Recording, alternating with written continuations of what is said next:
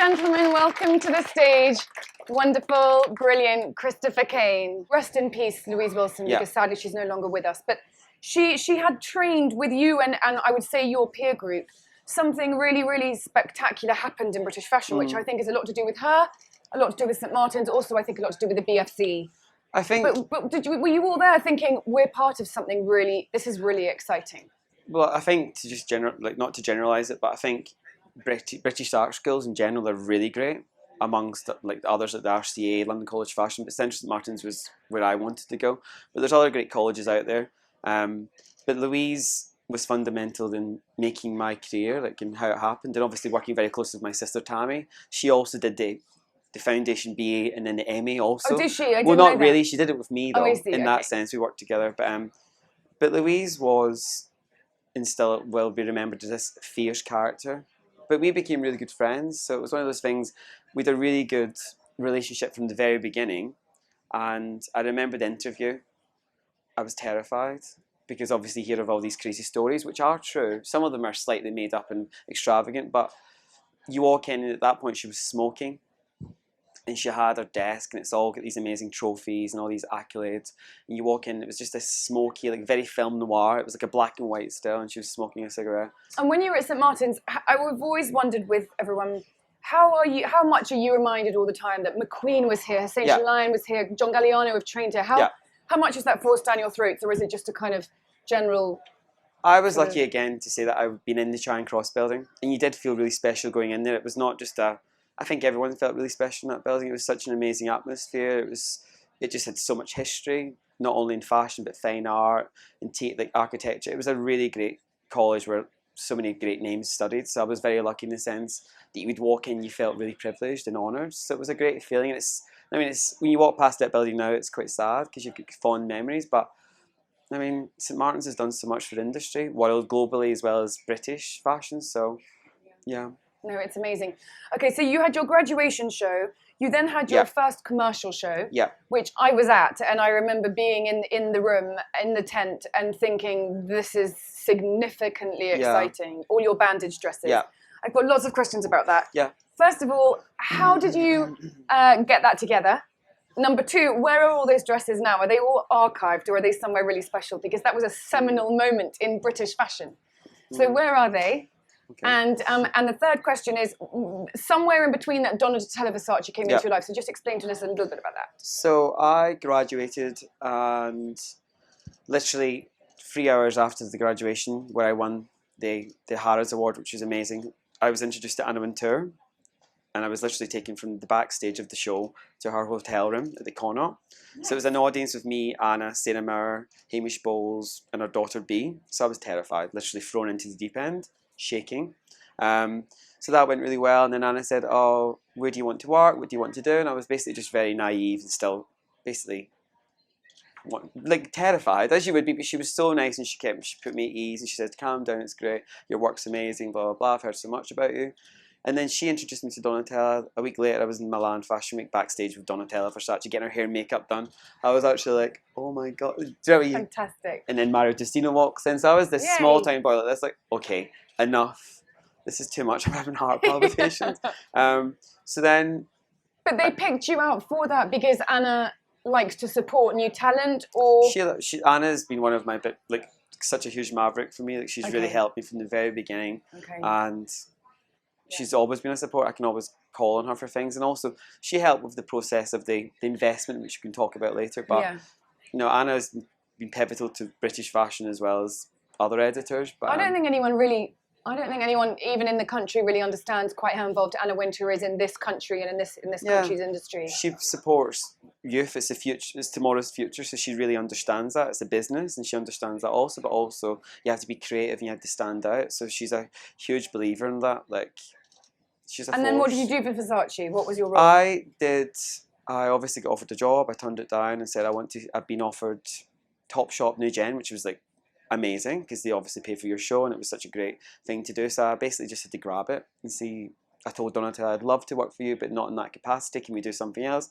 So it became a long consultant. So I did Versace Couture, I did accessories, I did some mainline, and it was back and forward to Milan. So that was basically funding. Were your peers all doing kind of the same, or was everyone a little bit jealous? I mean, this is a big opportunity for a graduate. I kept myself to myself. I was very private even at college. I only seen Louise maybe like once every 2 weeks during the process of the MA because everyone was so competitive. It was not a horrible environment, but I didn't want to be surrounded with other people's work. I don't want to be influenced. And you know how, I mean, so I wanted to be in my little shell of a bedroom with the TV playing and just doing what I did, and it was good. Okay. So basically after that, I worked at Versace Consulting, and it helped me pay and fund the collection, which we then showed in September in Holland Park, which you went to. Those dresses still do exist. We look at them very often. Those dresses I look at almost every season because they always remind me what is possible with nothing. Right. So it's great. And I also wanted to talk because Swarovski was a big part of that show. Yeah, and I don't think people really get how much support Swarovski gives to British fashion. Yep. Were they very pivotal for you, not only in the clothes you made, but in the kind of the support that they've given you? Yeah, absolutely. I think when obviously I started out, I got the Top Shop New Gen, which is a really amazing thing that they offer young designers. So I was very lucky to get that straight away. And obviously people like Swarovski, the company, Naj is also very supportive of young talent and obviously getting the product out there, which is great. So I worked with Swarovski and it was great. And obviously great product and great working relationship. So yeah, all good. We're just so lucky in this country to have this kind of, yeah, it's very good. Benefactory. Okay, we're now going to take a look because fast forward to that, you've now been bought by a huge fashion conglomerate, which we're going to talk about, but you've also just opened your first store in London's Mount Street. And you also have launched this amazing website, and you're very tech savvy, and not only in what you design, but in the way that you approach your customer and the way that you represent your work. So let's just take a little look at a video of the store and the new website. You always clap. Okay, so your store, how did that come about, and how does it feel to own a store, and how do you go about actually opening one?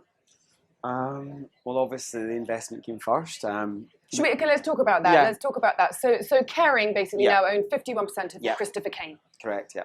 What does that mean for you? How did that come about? At the point, me and Tammy were obviously doing everything. We were literally doing from admin, emails, putting rubbish out, and the designing the collection literally came the last thing in the agenda. So it became to the point where I was becoming very frustrated.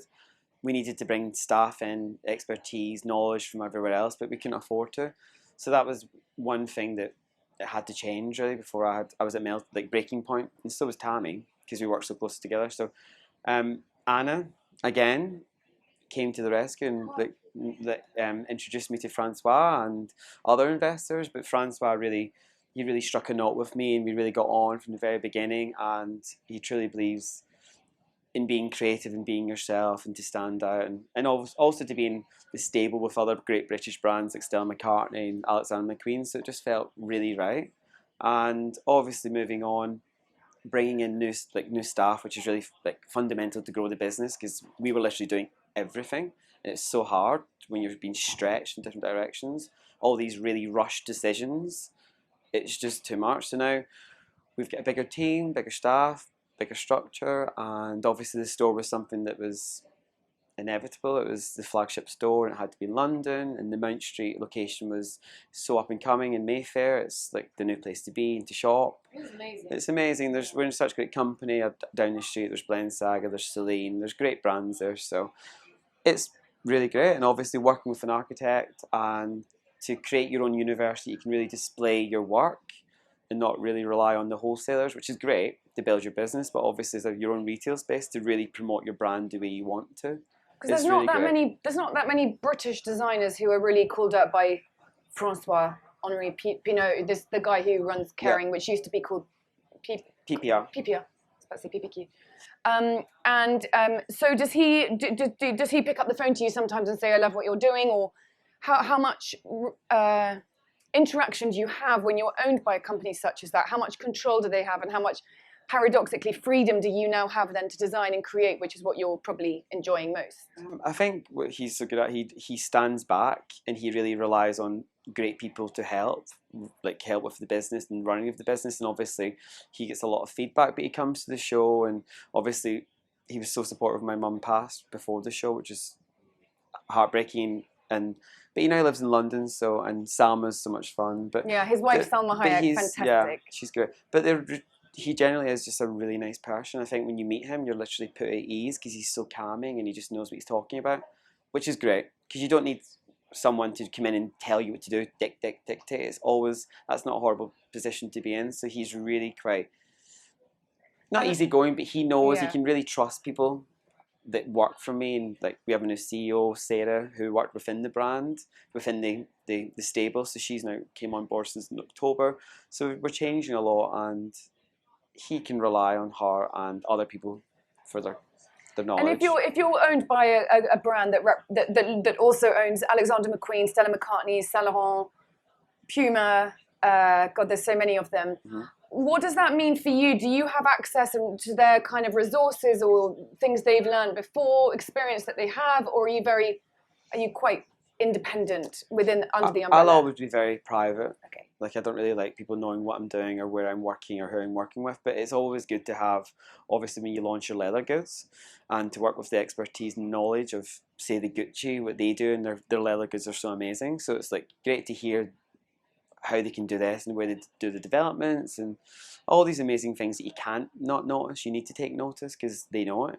And obviously when you start out your leather goods, it's such a big business, so, and it needs to be really good, so you really need the quality to be there, and no better to ask than people from Gucci or other people who work on amazing bags. So yeah, but like I say, I'm very private. I don't like people knowing what I'm doing, and so you're very selective in some people who you work with. Right. And tell us about your tech approach, because for me as an observer from the day that I saw your first show, there's an element of not only are you creating incredible original fabrics with tech, but you're also really good at using tech in terms of approaching your customers. And how important is it for you? And is it something that comes naturally to you, excited by it, or are you rather intimidated by it? I'm not intimidated by it. I'm excited about it. We just launched this website almost 10 years down the line, so we're not really that tech savvy. We are. We love our fabrics to be very innovative and always looking for new things. But when we did our website, it had to be right, and it takes a lot of money to do that and to work with great people. So I just didn't want to put up a holding page and that to be it. So that's why we waited. And also, when you're a young business, that money can go elsewhere, and we needed that to go elsewhere to grow the business. Yeah. So I always get those comments, why have you not got a website? I'm like, because I don't need to do it all at once. It's my decision, it's my business, and for me right now, that money's well spent somewhere else. Okay. So, but now we have got a great website, and we're going to be looking into launching e-com, which is great. It's really exciting. I was actually going to ask that. Yeah, but so that's a long process, down the line. Yeah. Everyone just expects bang bang, it's done, and it's not like that. It's behind the scenes. There's a lot of blood, sweat, and tears. So, but to get there, it's a great achievement. But I think it's really nice that we hear from someone like you that it is so hard, and it's not that easy to just put up, 5 dresses and at £2,000 a pop without them being beautifully shot, beautifully lit. Make sure you've got enough in stock. Make sure that you can provide. There's a whole structure behind that, so you have to build that. Yeah, it's not overnight. No, but people just expect, because I think this whole world of this fast-paced fashion has really obliterated the process. It's just like instant. They want it, which is great. But you really need to. We've really had to speed up because there's so many collections now. There's so many things you have to do, and there's no 5 minutes where you're not interrupted. I mean, you're doing 4 collections a year for women's wear now, as opposed to 2. 4 collections for men, 2 for men. 2 for men. Yeah. How do you keep up? What's your priority? Is the designing and the sketching? Yeah. That's your I still priority. sketch everything. Yeah. Which is really hard because it is really hard to be creative every day. I'm not going to lie. Every day it's like sometimes it's it's torture. It's mental torture. You're actually like trying to come up with this or create the new wheel. But so some days you just need to walk away and leave it, and then it comes, and that's how it should be. But when you're being forced by deadline, you sometimes can waste so much money in those initial stages because you're like throwing everything, and then 2 weeks before the show, you're like, I hate it because you had to make these rushed decisions. Yeah. But that's the process nowadays, so you have to live with that and make it work. But that's the process we're in now, whereas when I did 2 collections a year, it was like, oh, let's go on summer holiday, it's amazing, let's do this. Quite right, but then you're getting inspiration in Mykonos. Yeah, all these crazy places, but yeah. But I love my job. And how do you, it's such a cheesy question, but when you do need a break and when you do need to refill the creative pot, Are you going to the movies? Are you running around the V&A? Are you flicking through Instagram? Are you going to the British Library? Are you on holiday? What do you do to rejuvenate? We recently did a trip in America. I was there for a week of holiday, then we did some like press and events, but I don't really see any exhibitions. I've seen like 2 exhibitions. I don't see exhibitions in London because there's never time. So basically it's either via books or eyes and ears open everywhere, or I have a huge archive of my own photographic images and of old collections of things that no one's ever seen before, of lots of toiles and mock-ups that no one's ever seen. So that's my source where I feed off of every season. I go back to old collections, I go through the process and dig out things and cherry pick some ideas that they weren't right then, but they're so right now, or they were kind of in the process, but it wasn't good enough at that stage, and I wasn't in the mindset to do it. Yeah. I just couldn't suffer it. So, but then I can do it now. So it's good to always go back, to look forward. Okay, and how do you digest your, in terms of tech world, what apps, and how do you digest your information? Do you read magazines still, or are you on an iPad? I read some magazines. I like still to feel and to look at images, and also I really love to see when a photograph's been shot in film. In paper, it looks so much better. I mean, obviously, Instagram, the phenomenon that is Instagram is is genius. So you can't deny the influence it has on people. I mean, the only other apps I use are the pedimeter. I'm obsessed with steps. Okay. And how, because when you don't get to the gym or whatever else, you have to like. So I'm always walking, but yeah, like I'm not that. I like time to myself when I have the time. I like to like watch TV. I'm not like. I used to know a lot about art, but then when you have a business like we do, you don't have time to go to exhibitions or know about what's happening in Frieze and it's coming up. You just don't know. There's no time. In a way, it's terrible to say, but the way to keep up in a second is Instagram, isn't it? At least really to understand sad, what's happening. But it's not the same as the real thing. It's not the same, but like I said, I did see some really nice exhibitions in LA, which were really good. But will they help me? No, but it was just nice to see. Yeah. So. Yeah. Okay, and then we're going to open up for a Q&A, but I want to talk quickly about, you've just done a collaboration of makeup with NARS. Yeah. So let's take a look at the video first, and then we'll talk about that. Okay, so that's just launched. Am I right? Yeah. Yes. Correct. Just. Yeah. Me. Okay. Yeah. Why NARS? And how fun was it? People don't really know that I've did makeup collections before so I really like makeup and I like how tactile it is and I like how you can open it out to a huge market that not necessarily can buy a dress at £2,000 or whatever. So it can really open up the market and really, which is great. Yeah. So working with NARS for the past 6 seasons. I was going to say, when you did your collaboration with Topshop, it was so incredibly successful because actually not everyone can afford a £1,000 dress. But your collection for Topshop showed how you are loved by the masses as much as the high end. That collection was really great. Like it sold out faster than Kate Moss, which I was really pleased about. Okay. So that was good. But collaborations, you really need to be really decisive in who you work with, and it's the partnership, and it has to be really the same level. You have to be aligned. So obviously working with NARS, Francois NARS, like his creative vision, he's such an artist at heart, and he really knows how to. He knows makeup. It's in his DNA. He is an artist. So I'm working with them for the past 6 seasons. They've been great to work with. Love working with them, and it just felt really organic to do a small collection of limited colours within the DNA of the brand. So there's like the neon, the pops of colours. So yeah, it was really quite natural and organic. But it was obviously great to get back to makeup, which I loved. Because it's not necessarily in the show I do lots of makeup as a look. It does really complement what you do anyway. But it is. I'm always very simple when it comes to that. Right. Which is good, because I don't want it to be bells and whistles. I want it to be focused on the show, the clothing and the beautiful girl, not cake her.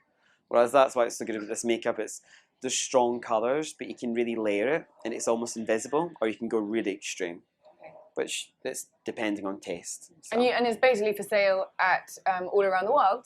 I mean, online you can get it anywhere. Online, I think, at our store in Mount Street, and also some selected NARS boutiques. So it's great. Yeah. It's doing really well. I'm really happy. So. Okay. All right. Good. Right. I know we have a lot of people, and I know we're gonna have lots of questions. So we're gonna open up for audience Q&A. If you have a question for Christopher, just raise your hand, and someone will come to you with a microphone.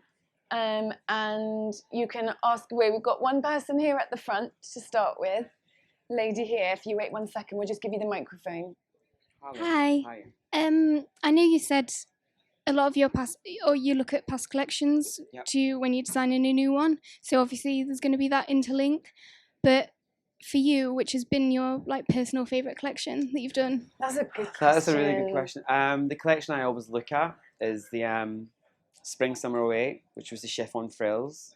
Like I love that collection. That was one of the most, like for me, so beautiful, ethereal, and it was just so light. And again, we used snakeskin. People were like, "Oh, it's so vulgar," but actually, it's one of the most powerful animals in the world. So you can't deny that. And snakeskin, for me, all these different historical contexts have been really bad taste or really high-end luxury market. So it was one of those things we used it, loved it, and that collection I still look at, and it's just, it always brings back great memories. And the soundtrack was amazing. We used, one of my favourite soundtracks was The Last of the Mohicans, which is the film The Kiss by the Clannad.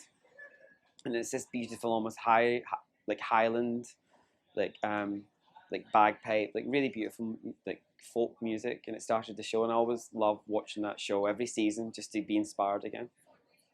Always go back to that one. Not necessarily for frills or any of that, but it was just a feeling, and it was me and Tammy so close, and I was sewing everything. I sewed most of those dresses, and they took a long time. So I remember that they were basically skeletons. They were basically made up of skeletons of chiffon, and they were so creative, and I remember that because it was such a great process. Thank you very much. Okay, next question. I just want to thank you so much for being a huge inspiration for all of the designers out there. And I was just wondering, if somebody wanted to actually work for you, how do they go about it?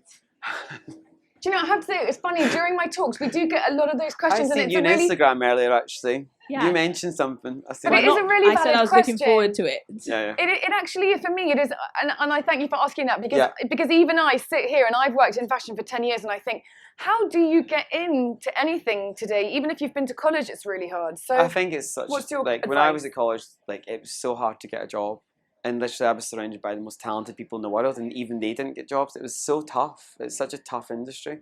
But then it just happens. But we're very approachable as a brand. Like, I think everyone knows who's worked there as an intern or a pattern cutter. We're very approachable, and we're really nice people to work for. So I don't know, you just need to send your CV. And all I will say, having worked on magazines for a long, long time, and worked for designers and done whatever, is that the people who work really hard really stand out. It's a really obvious thing to say, but anybody who comes through the door, whether they're being paid or not being paid, it's so obvious the people who are really willing and the people who are kind of not, their heart's not really in it. It is a family business to this day, even though it's owned by Kering, obviously, but it still remains that family feeling, and we treat everyone like family because you have to. They're the backbone to making it happen. They're your secret weapon. So yeah, without them, it wouldn't be possible either. So you have to respect that process too. Yeah. Hello. Hi there. As a young designer, who was your biggest influences? When I was growing up, so I was always fascinated by, obviously, the Gianni and Donatella. And obviously growing up in small Scotland, the world was very grey and dark. So when you looked at those shows and the celebrities, it was like you were literally hooked and fascinated by their relationship, because obviously I worked very closely with my sister. Even from a young age, I was working together with Tammy. But then later on, I started to, I loved Helmut Lang. I thought he's still exceptional as an artist. And then obviously people like Christian Lacroix for colour, textures. But I always look back at those amazing Gianni collections, especially his last collection, 97. And it was one of the best collections I've ever seen to this day. It still makes me shiver. And I think that's what it's all about. It was those moments where the hair stood up. And even as a teenager, I knew it was amazing. You just know because it's that good. And I think Susie Menkes called it the work of a genius. And then fortunately what happened was, you know what happened. So it was those moments, those small moments. And then you look back to those amazing McQueen shows. I love McQueen, but those shows are really pivotal because they stick in your head. It's a moment. But I think obviously the Versace's and then Helmut Lang were a huge part. And obviously today, you can't undermine Lucia Prada and what she does, and a brand we really look up to, and what she's done for fashion. And she doesn't care what other people think. She just does it, and it's her gut feeling. And that's what's so great about her. And that's how we remain today. We go by our gut feeling. When you worked at Versace, did you have access to amazing archives? We Donatella was so generous. We got to see the archive. And it was one of those moments where you were holding couture dresses that Madonna had worn, and I can't believe she's let me do this, and we're touching these amazing dresses, and those dresses are, I mean, when you go to Versace and you're in a couture fitting, it's literally like, and you're like, oh my god, that dress is amazing. She's like, what do you mean? It's only the fit, it's only the toile. I'm like, what? Really? I mean, the atelier, the Versace, the women, then what Donatella does, the structure within those dresses they can stand alone. They're genius. Amazing. So yeah, I was very lucky to see the archive and so many other things, and to work with Donatella, because she is such a wonderful person, and she's seen everything, done everything. Like, you're literally just like, okay. Yeah. So what she tells you, you're like, you can really believe it. So. Yeah. Okay, and when you, well, we're opening again, but when you talk about Madonna, I was just, for you as a designer today, we live in the world where it's not only about what review you get in the press. Yeah. It's also about what celebrity wears your clothes. And as we've seen with Cannes and the Met Ball and everything that we saw here, to get your dress on somebody that's appearing on the red carpet is kind of as important as the runway today. Yeah. Do you agree? And what is the impact it has on you? If like FKA Twigs wore your dress to the Met Ball, what impact does that have directly on Christopher Kane as a brand? Do you actually feel a buzz? I mean, I think today, like, you can't really be a snob about anyone or celebrity or someone buying it in the shop. I think it's really great that people buy it, obviously, but obviously celebrities, they endorse it, and it's great. Obviously, working with Tally, FK Twigs, it was great going to the Met with her, and it was the appropriate dress because she is that person. She loves to be daring and provocative. It looked amazing. She did look amazing, one of the best. Yeah. but that was highlighted because Anna put her #1 in the best dress list. So that really? was so yeah. High five. And Anna loved those dresses, even though they're naked men. But those dresses were basically, they were still life drawings that I did at college, and they were romantic. They were embracing. There was lovers. There was nothing disgusting about them. No. So it was very appropriate. But I know what you're saying, though, because it is so instant. There's. But does the phone ring off the hook in Mount Street on a Monday morning with everybody saying, I need that dress, I need that dress, I need that dress, or is it not quite as direct?